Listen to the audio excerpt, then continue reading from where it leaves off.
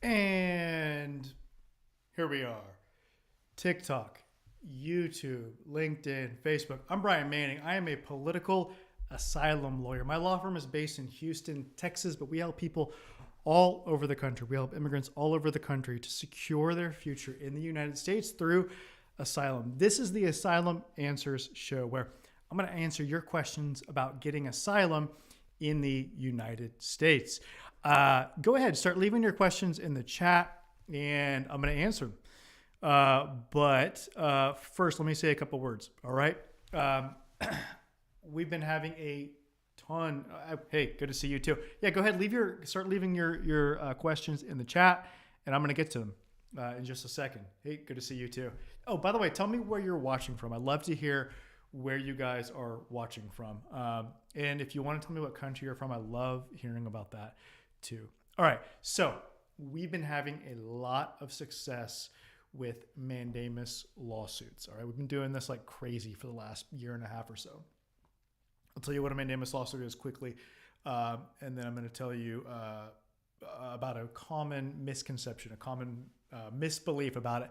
And then I'm going to share with you a kind of a crazy statistic. A mandamus lawsuit is when you sue the government and you are asking a federal judge, you file a lawsuit in federal court, you're asking a federal judge to tell the asylum office that they have to do their job, that they have to give you your asylum interview, okay? And this is something that can work when you've been waiting for a long time, because the government is supposed to act in a reasonable amount of time on any immigration application. And if the delay in your case is unreasonable, then you can sue them and get a judge to say, hey, you have to give them their asylum interview and then their decision, okay? So what is unreasonable? Meaning, how long do you have to be waiting before you can expect to have success with one of these mandamus lawsuits? Well, I would say what we are saying right now, based on our experience recently and based on the decisions of judges, is 3 years. If you filed your asylum application 3 years or more ago and you haven't gotten your interview, or even if you've had your interview but you still haven't gotten a decision, then you're in a pretty good place to force your asylum interview. You've got leverage. You're in a good position to force progress on your case by this lawsuit called a mandamus lawsuit. Mandamus is a Latin word that means we command. It's meaning like the judge is commanding USCIS to do its job, all right? Here's the thing. First of all, it works incredibly well, okay? It works. Let me just tell you that. It works. We've been having tons of success with it, which I'll say more about when I tell you about this surprising statistic that I want you to know about. Hey, good to see you too. The thing, though, that people often ask me, pretty much every time that I bring this up with someone, like a prospective, new client or one of our existing clients, I always get this question of, okay, yeah, Brian, will suing the government hurt my asylum case? Like, if I bring this lawsuit, are they going to hold it against me when it's time to do my asylum interview and be like, is the asylum officer going to be like, how dare you sue the government? I can't believe you would do that. And are they going to punish you for it? Is it going to negatively affect your underlying asylum case? Now, I get that. I completely understand that way of thinking. It's completely reasonable to think that, right? But the answer, thankfully, is no. The mandamus lawsuit is not going to negatively affect your underlying asylum case, okay? There's a few reasons. First of all, there's a chance that the asylum officer who actually does your interview and makes the decision in your case won't even know that you filed a mandamus lawsuit, that you use that to force your interview. I used to be an asylum officer with the government, and when we interviewed people, we didn't know that if they had filed a mandamus lawsuit. That kind of information just didn't go in the asylum file that we were looking at. So they might not even know. Second, even if they do know, I just really don't think that they're going to care, okay? It's understandable that someone in your position, if you've been waiting for years for your interview, it's understandable that you would take this action to force your interview, to ensure that your rights are protected, to try to move on with your life, right?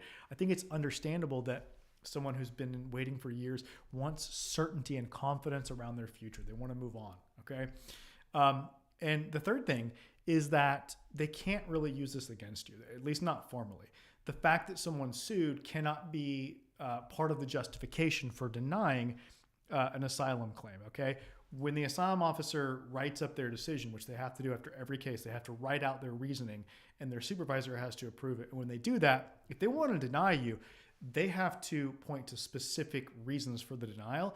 And the fact that someone has sued to get their interview scheduled, is not among the reasons that are considered legitimate to point to in support of an asylum denial. So for those reasons, I'm really confident. I am supremely confident that suing the government to force your asylum interview or to force your decision after you've already had your interview, but you've been waiting for more than 3 years since you applied for asylum, I'm supremely confident that it's not going to hurt you. They're not going to deny you because of it. Okay.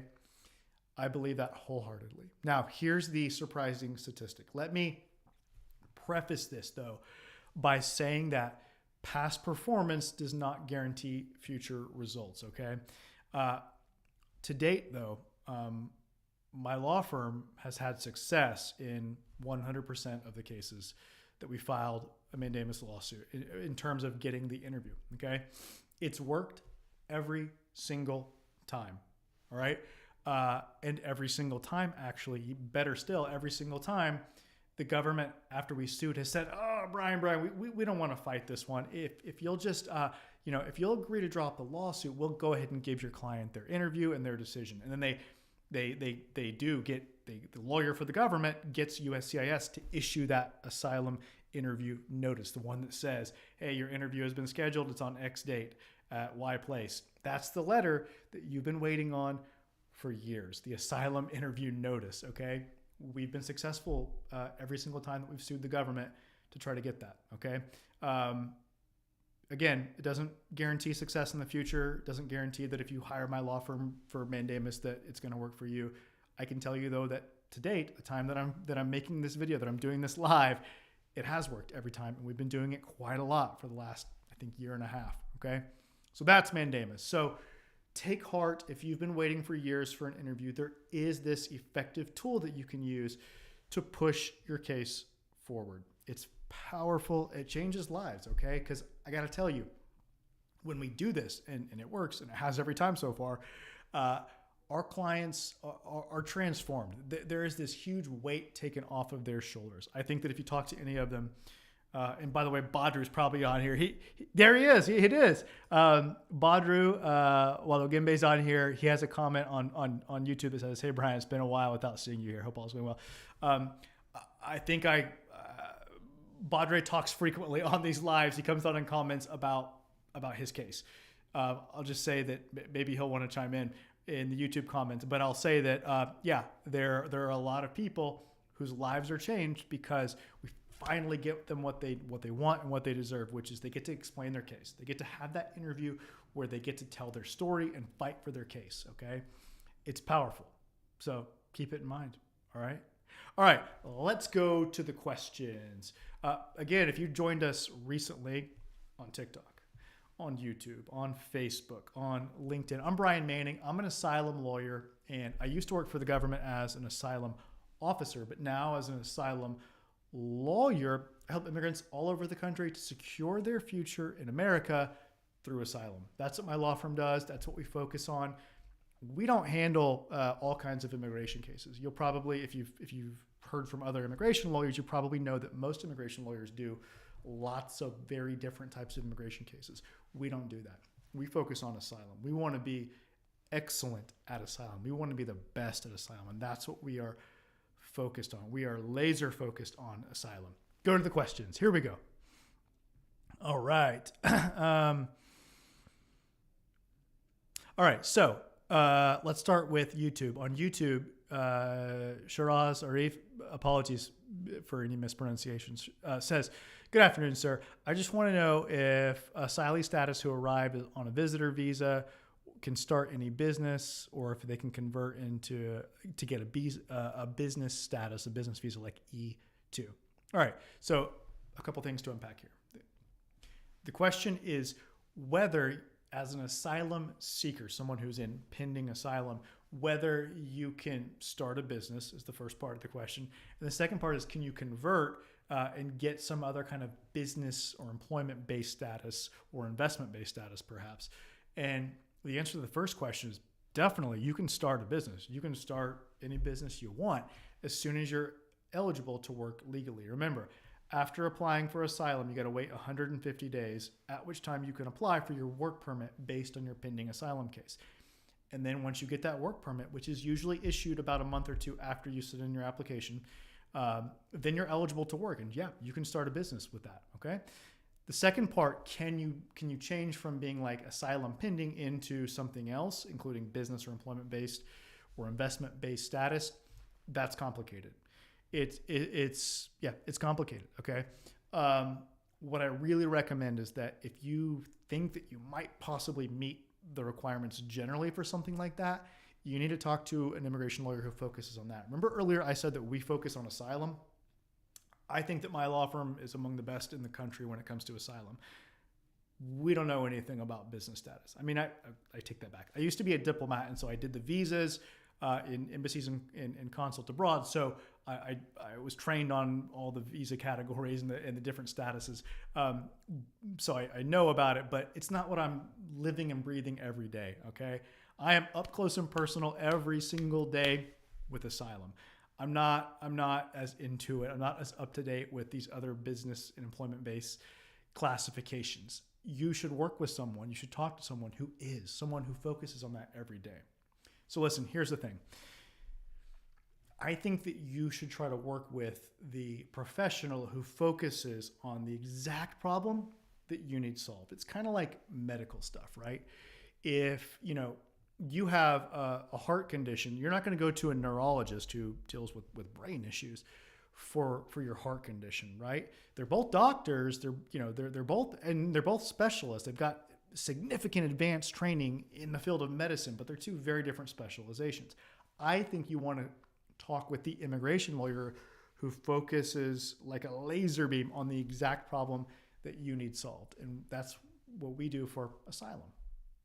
Thanks for the question. Maoud Zaim says, hello. Let's see what's going on TikTok.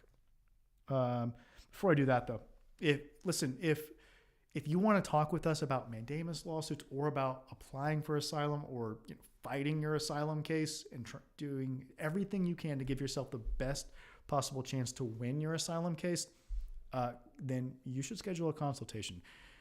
We're offering right now free consultations. So we used to charge, it was a little bit under $200, but right now at this moment that I'm doing this live, it's free. Okay. It's completely free.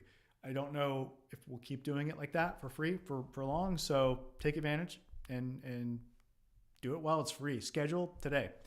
The absolute best way to do that is to go to go to winasylum.com. On YouTube and Facebook and LinkedIn, you're seeing it on the screen now.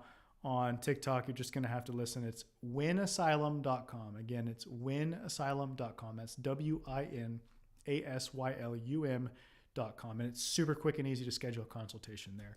It's going to look like this for those of you on YouTube and Facebook on your mobile. When you go to winasylum.com, it's super easy to answer just a couple threshold questions and pick a time that works for you, and you'll be scheduled to speak with one of our asylum professionals in no time. Okay? So go ahead and do that. Let's go to TikTok for questions. All right. If you cross the border, can you marry a U.S. citizen?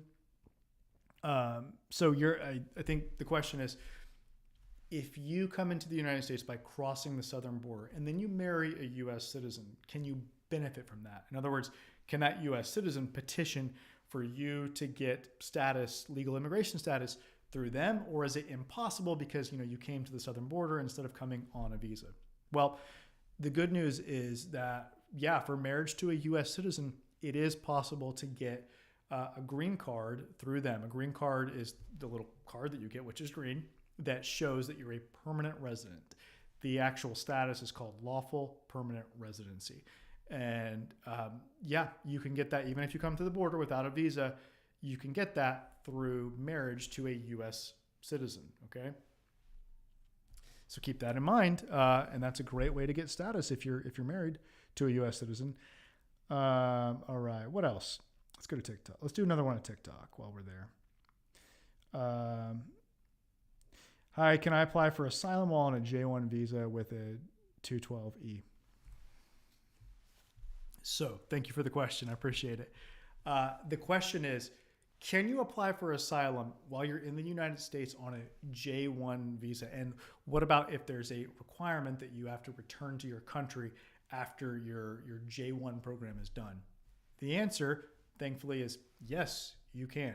Okay. Neither the fact that you are here or that you came in this J1 status for a J1 program, nor any conditions, that you're supposed to go home. None of that will negatively affect an asylum claim or keep you from applying. You can still apply for asylum, and it will not make it harder to win asylum than if you had come on, let's say, a tourist visa or come without any status at all. I'll tell you, asylum officers and immigration judges don't really care about your status. Okay, if you came legally on a visa, I would say it's looked upon a bit more favorably than if you came without a visa, without permission. But as between different visa classifications, J1 versus, a tourist visa of B2, or an F1 student visa, as between those different kinds of classifications, it doesn't matter. One isn't more beneficial than the other when it comes to seeking asylum. Okay. All right. All right. Prunell on YouTube says, good afternoon. I've applied for asylum. I had an interview, but not a decision. It's been 2 years. So thanks for your question, Prunell. I appreciate it. So the question is, what happens and what can you do to move your case forward if you've had your asylum interview 2 years ago and you're still waiting and you haven't gotten that decision yet? Well, the Mandamus lawsuit. That's probably what you need. Now, I think that you need to have been waiting 3 years since the time that you applied for asylum to have a good chance to have a mandamus suit be successful in forcing your decision, and forcing them to give you the decision. Now, notice that I said 3 years from the time that you applied, not from the time of your interview. So, if you had your interview 2 years ago, well, I don't know when you applied. So don't worry about the fact that you had your interview 2 years ago. Just look back at, okay, has it been at least 3 years since I applied for asylum? If so, I think you're in a pretty good position to be able to have success by suing the government and getting a federal judge to tell USCIS that it has to give you your decision. Okay? Good chance for success, I think. All right.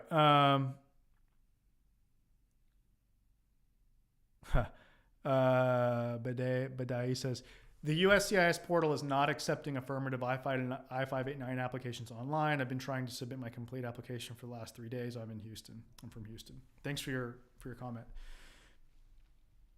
So the question is, what do you do if the USCIS portal called My USCIS for accepting online applications isn't working? So yeah, we've been seeing this problem too from time to time. It's a terrible system. My USCIS is what it's called. It just doesn't work well. There are tons of bugs. There are problems. Applications get rejected. Stuff gets lost within it. So it's far from an ideal software. However, I still think it's better than applying by mail. Okay. If you're eligible to apply for asylum online with USCIS, I do encourage you to apply online with USCIS. Now, yeah, just like you, we've had problems in my office where it's the website has been down basically, or there's just been rejections after rejections for no reason, like errant rejections. They just won't accept the application because the software is messed up. So what do? I would wait. I would try again in a couple days, unless you're coming up on your 1 year filing deadline. If you're close to that 1 year, if you're within a week of that 1 year filing deadline, then I would go ahead and send it by print it out, the actual application, which is different than the online version that you fill in. You'll need to go get the PDF off of the USCIS website, fill it out, and send it in with the required documents to the appropriate mailing address by physical mail. But if you don't have a 1 year filing deadline coming up soon, then I would say wait a couple days, try again online. Wait a couple days, try again online, because online is generally, once it gets accepted, as frustrating as it may be to get there, it's going to make your case go faster, almost certainly. It's better once it gets accepted. Okay, so I encourage you to stick with it.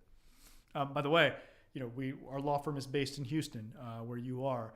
If you want help with your case, we'd love to talk with you. Okay, even if you get your application submitted, it's not too late to get our help after you've applied. Okay, so this question comes up, all the time. People will ask, okay, Brian, I already applied for asylum on my own, so doesn't that mean, that it's probably too late to really get a lawyer's help with my case? Since I already applied, it's too late, right? The answer is no, it's definitely not. There's a lot that can still be done to strengthen your case and prepare you for your interview at the asylum office or your individual hearing in immigration court. We take 3 principal steps to help improve someone's case and give them the best possible chance for success after they've already applied. So they come to us and hire us after applying. Well, we do a supplemental filing where we're explaining the case on paper, consisting of a declaration from you, if you haven't already written one, evidence, including additional evidence. Even if you already supplied evidence, there's going to be more that we recommend that you try to get. And then a legal brief where we explain exactly how you meet all the asylum requirements. That's step 1, is the supplemental filing. Step 2 is the preparation.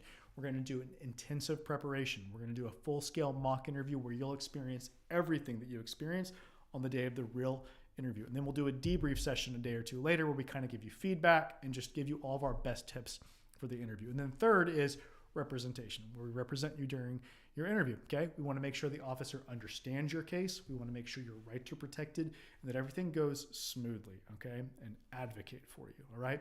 So with those 3 steps, I think we can significantly increase pretty much anyone's chance for success. As long as we believe that you have some chance for success, then I believe that we can help you to increase those chances. Okay, with the special things that we do. Okay, with our program and our plan for improving your asylum case. All right. So it's not too late. Even if you already applied, there's a lot that we can still do to help you. Okay. We've got Timmy Tope, Joseph, watching from Maryland, who says, good evening. Hey, out there in Maryland. Okay. Good question from Muad. Zaim says, I won my asylum with the judge. Is the travel document, can I travel anywhere with the travel document like an American passport, or will I need to apply for a visa? How does it work, please? Okay, so you're talking about getting a refugee travel document. Once you get asylum, you get a refugee travel document. And that document, it serves like a passport in the sense that it's like a passport. It's an official document that other countries view as a passport. However, you're not an American citizen, and it's not an American passport. So you still need a visa based on your own nationality, based on your own citizenship.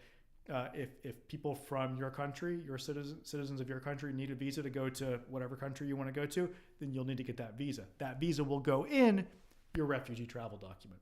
So that's how it works. Okay. All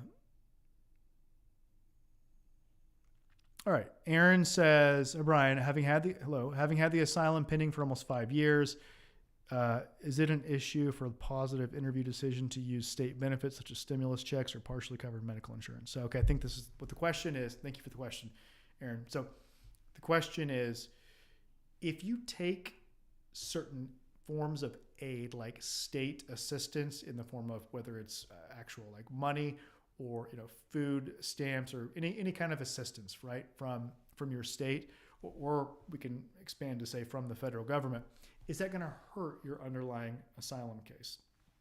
Is it a negative thing in any way? The answer is no, it's not. Okay, the asylum officer doesn't care, or the judge also, they don't care about whether you've taken on any kind of benefits or assistance like this. It's just not something that goes into the analysis. They're looking at, do you meet all the requirements for asylum? And there's not one there about this kind of thing. It's true. You're probably thinking that there might be, because yes, it's true for certain kinds of immigration benefits, like getting your green card, the issue of accepting assistance can matter. It doesn't matter for asylum. So that's good news. Okay, so Code Curdy says, how long minimum to wait to file mandamus for delayed asylum decision? Thank you for the question. Appreciate that. Thank you. Nice. So the question is, how long do you have to wait before filing a mandamus lawsuit to move your asylum case forward? Remember, the mandamus lawsuit that I love talking about and I love using at my law firm for my clients, the mandamus lawsuit is where you sue the government and you're asking a federal judge to tell USCIS that it has to do its job. It has to give you your asylum interview if you haven't had that yet, or if you already had the interview and you're waiting for the decision, the judge can tell USCIS, hey, you have to give them the decision, all right? So it's a way to move your case forward. Now, the question is, how long do you have to wait? Because the whole idea is You can only do this successfully when the delay in your case is unreasonable. So based on our experience, having done this a lot the last year and a half or so, and what we've seen from other cases and from decisions of judges, 3 years, okay?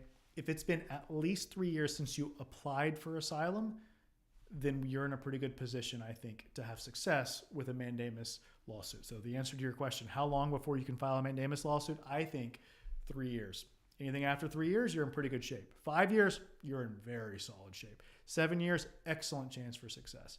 10 years, yes, there are people waiting 10 years and even more. 10 years, it's almost guaranteed, all right? All right, here's what, so earlier, Badru Badru's a former client who I feel comfortable speaking freely about because he comes on here all the time on my YouTube lives and talks about his case. I said earlier that Badru might chime in after I was talking about how mandamus can change people's lives. And Badru says, my life changed for sure. I'm living free now after winning asylum through forcing the government to schedule my interview. Thanks, Mr. Bryan. So so Badru sued the government.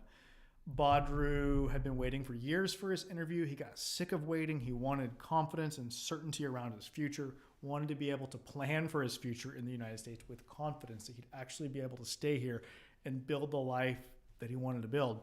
So he sued the government. It worked. He got his interview right away. Badru, remind me, do you remember how long it took from the time the lawsuit was filed to the time that you had your interview? It was fast. It was, 2 or 3 months, something like that. And he got his interview and he won asylum, and he got his decision quickly after the interview. So here's something important about mandamus lawsuits, where you're suing the government to get your interview scheduled. When you've been waiting for years for your asylum interview, you sue the government, you get your interview scheduled. In addition to getting the interview scheduled, it usually helps you to get the decision issued as well. Because here's the thing. Some people wait for a long time, maybe even years, to get their asylum interview. They go to the interview, they do it, and then they wait months or even years after the interview to get the decision. If you get your interview by normal means, it's just your turn in the line and you do your interview, you might be waiting years afterwards to get your decision. But with mandamus, with a lawsuit, when you filed the lawsuit, you're probably going to get the decision very quickly, usually within weeks after the interview. Why? Because you have pressure on USCIS. You keep the lawsuit open until they give you the interview. Not just the interview, but also the decision, okay? So mandamus is good, not just for scheduling the interview, but also for getting the decision quickly after the interview, okay? So Gustavo Espinosa. Gustavo, tenemos un canal en YouTube en español, se llama Asilo Aprobado. Gustavo had an interview in 2016 and hasn't heard back yet, he says on YouTube. Yeah, so 8 years probably since your interview. I don't know when you actually applied. It may have been before 2016. You are in a very good position to sue the government with a mandamus lawsuit and have success. Very good chance, in my opinion. Same with Lena Gill says, I've been waiting for 8 years for the interview. Do you think we could do the mandamus? So Lena, thanks. Gustavo, Lena, thanks for asking. The question is, you've been waiting for 8 years for an interview. After you applied for asylum with USCIS, you've been waiting 8 years and no interview scheduled yet. What can you do? Yeah, mandamus, the lawsuit where you file in a federal court asking a judge to tell USCIS that it has to do its job and give you your asylum interview. At 8 years, very good chance for success, okay? Very good. We've been doing this a lot lately, suing the government. And at the time that I'm making this video, doing this live, it has worked every single time. And I assure you, we've had people who've been waiting fewer than 8 years. Because remember, how it works is the longer that you've been waiting, the better chance for success with the mandamus suit to force your interview. And yes, we've had people waiting a lot less than 8 years have success in forcing their interview through a mandamus lawsuit. Okay.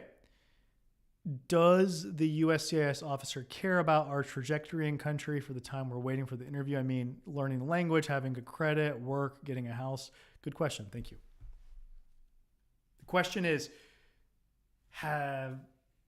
The question is whether the things that sort of you've been doing in the country and whether you look good in terms of, learning English well and having a good job and owning property or maybe starting a business or going to school, all those things that just sort of look good, make you look like a responsible, caring person. Will those things help you in your asylum interview?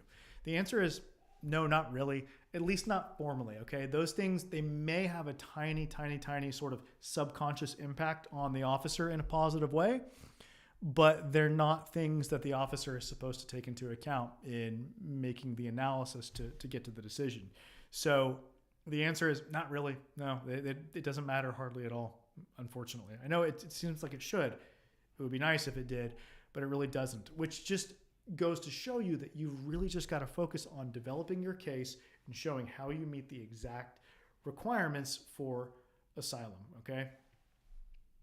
So that begs the question, what are the requirements to win asylum? You all know that asylum is complicated. It's one of the more complex areas of immigration law, and immigration law is one of the more complex areas of law in general in the United States. So it's complicated, but there's really three core things, okay? The judge or the asylum officer wants to know, have you been persecuted in the past? Which is to say, have you been harmed in the past in a way that is sufficiently severe, sufficiently bad to rise to the level of persecution? Okay, was it really, really bad harm such that it counts as persecution in the way that word is used under U.S. asylum law? That's the first thing. The second thing is, what about in the future? Is it likely, based on the evidence, the circumstances, is it likely that you're going to be persecuted in the future? What is there that leads us to believe in terms of threats or any other circumstances? What is there that leads us to believe that, yeah, this person is at real risk of being persecuted in the future? That's number two. Number three is something called nexus, or you can think about this as like motivation, okay? What is the motivation of the persecutors in targeting you, in persecuting you? Why do they want to harm you, okay?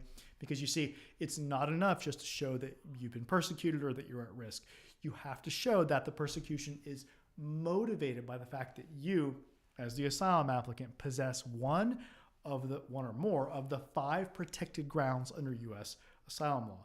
Those are your race, religion, nationality, political opinion, or something called membership in a particular social group. It's your job to convince the decision maker that, yeah, it's one of those things about you that's causing the bad guys to want to harm you, okay? Those are the 3 main requirements for asylum. Yes, it's complicated. There's lots more. But those are the main 3 that you've really got to focus on. First of all, in showing that through your application materials, and then in any written materials additionally that you might submit later. And then in your interview or your immigration court hearing, you've got to be ready to explain all the ways or to explain how you meet those 3 conditions.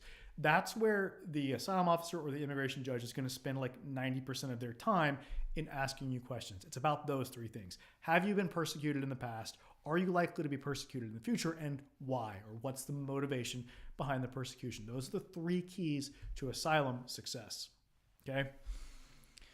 Oh no. Assad says, Ramazanov. Where are you from, Assad? Ramazanov sounds, are you Uzbek? I'd be curious to know. I had an interview in 2017, and after you filed for Mandamus, it says that USCIS scheduled a second interview. I know you recommend the right way to go to the interview with a lawyer. I'm thinking about going to the interview by myself. Don't do it. Assad, thanks for the question. So the question here is, should you have a lawyer go with you to your asylum interview? The answer is yes. But before I say what happens at the interview that makes it such that you need a lawyer, let me tell you first that you need a lawyer before that, not just to go with you to the interview, but to prepare you for the interview. The interview is hard. It's much more difficult than you expect. The officer isn't just going to sit there and sort of let you explain yourself and tell your story. Rather, they're going to ask you question after question after question. They're constantly interrupting you. They're changing topics frequently. And the truth is that some of them are anti-immigrant and they're just looking for excuses to deny you. But with the proper preparation, you can go into your interview with confidence. You can go into it prepared, ready to do a good job. Now, we do this at my law firm through a mock interview, a full-scale, full-on practice interview where you experience everything that you're going to experience on the day of the real interview. That way, you're prepared, you're confident, you know what kind of questions they're going to ask, you know what the different procedures are for the day, and you know what it feels like to be in this position. All of this is going to help you to do a better job. So preparation with the lawyer is key. But then, yeah, when it comes to the actual interview, yes, a lawyer can help you immensely. Just having a lawyer in the room keeps the asylum officer honest. It helps ensure that they do things correctly, frankly, that they don't cut corners, that they don't treat you in a rude or unprofessional way, and that they just do things right. They're more likely to behave themselves when there's a